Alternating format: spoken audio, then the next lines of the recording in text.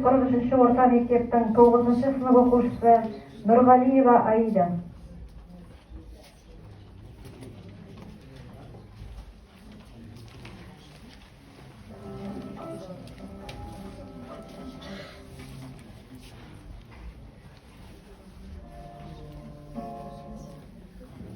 Оралхан Өгей қарғызы шығармасынан үзіндім.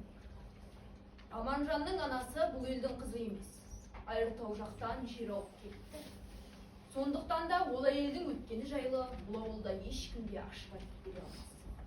Ал өзі күні бүгінге дейін өмір тарихы туралы жұмған аузын ашқан емес. Ол Аманжанның кімге тартып туғанын жаңадан білмейді. Ішкері жақтан жалаңаш қойнына кенгірудың баласындай салып әкелген қызылшақа ұл бүгінде тепсе темір үзетін сіңкіттей азамат болып өсті. Бірақ шешесінің кеңпейілін бермеген, тым-тым қатал, бас бұзға теңдер. Фамилиясы да шешесінің әкесіне жазылған. Аманжан ес білгелі бері анасына жалғыз-ақ сұрақ қойған. Әкем қайда? Шешесінің жауабы да қысқа болған. Соғыста өлген. Соғыс деген талай дүниенің астан кестеңін шығарып қана қоймап еді. Соғыс талай қулық пен сұмдықты тас талқа етті. Елдің тәубасын есіне түсірді.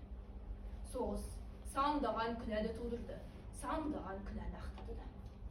Әйтпесе 1946 жылы туған Аманжанның әкесі қалай ғана соғыс жылдарында өліп қалады.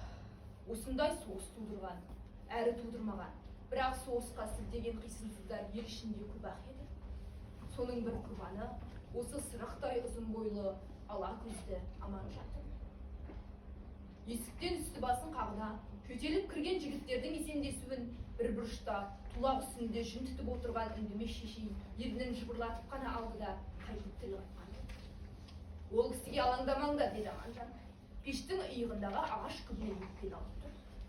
Ол да бір қара тасты. Оның бұлғат сөзі Нұржанды тіксіндіріп тастады.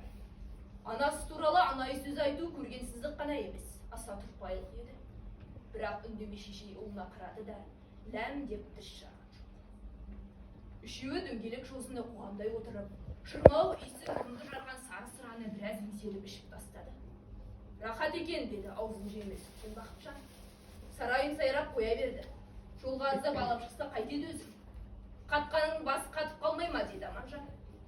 Шынын айтқанда, сол бір ит өлген жерге барғым келмейді, деді Бақытжан. 10 жыл бірге қалды. Бірге өскен сендерді қимадым. Менің де зауқым жоқ, деді Аманжан. Күзде сен болдың ғой, қандай жер екен, елі сараң деген рас па? Рас, деді Нұржан.